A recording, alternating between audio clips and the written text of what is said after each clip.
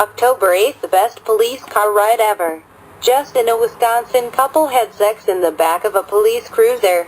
An encounter that was a cop stopped heard when the woman began to moan loudly while her legs were touching the ceiling of the police car.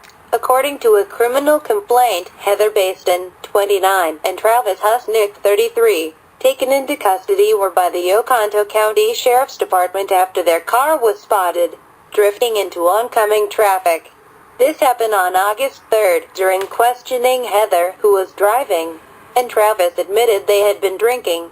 A deputy noted that there were 2 open cans of beer on the car's floorboard, and that Travis been indicated one belonged to him and the other to Heather. Travis, who was on probation, was handcuffed and placed in the back seat of a police cruiser. I was soon joined there by Heather, who was driving without a license and had a used syringe in her purse. That reportedly Heather said she used to shoot up meth with it while subsequently transporting the suspects. A deputy observed Travis land with Heather in the backseat. The cop then saw Heather's legs go up touching the ceiling and began to moan, heard her loudly. The deputy stopped the cruiser, opened the rear door, and saw Travis on to of having sexual intercourse. Heather, the complaint does not indicate whether the lovebirds were handcuffed. Husnick's pants and underwear around where his ankles and Baston's shorts were hiked up, which allowed the deputy to see both of their privates, the complaint notes.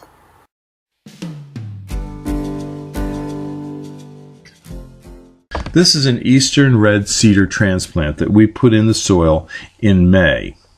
The weather was good, and for a couple of weeks we got adequate moisture and time for this tree to get established. It now went through a dry period in July and August, and we had virtually no losses in the field. We like a heavy transplant when we're starting out in the springtime because a heavy transplant can withstand dry weather should it occur after planting. The eastern red cedar is easy to grow, and it grows in a wide range of soils. This is an area where we planted white pine. These were also 9 to 12 inches, and now at the end of the summer they are about 15 to 18 inches tall. We did not lose any trees in this field for transplanting, and we attribute that to the fact that we had the trees in time. They were large enough to have some reserves to last through any part of the dry season that we had this year. We sell a lot of these seedlings. We sell all kinds of seedlings. So if you need seedlings or transplants, give us a call. But we do not recommend seedlings be placed directly into the field or into your landscape. We like to grow seedlings in pots and grow them up. And after they're grown up, then they make great candidates for being put out into the field. We like to have a high success rate when we plant because we don't want to have to go through the field and replace things that die. So use a heavy transplant if you're going to directly plant into your field or your landscape. This tray contains some small arborvitaes called Forever Goldie. They are well developed upstairs, but the root system wasn't well developed, so we decided we would just take these and grow these out in 1-gallon pots and so that we could get a better root system on them before we put them out into the field. It may take a little longer to get the trees into the field, but a better established tree that you plant in the field will perform better than a weak tree that's stressed out on initial planting. These are green giants that we grew from small cuttings. We grew these in pots, and now they're about 2 to 3 foot tall, and we're going to plant these out into the field with our tree planter. Our tree planter can plant, if all conditions are good, between 3 to 4,000 trees in a day with a 4-man crew. The planter puts them in a nice long straight row, which makes the mowing and care for the trees easy.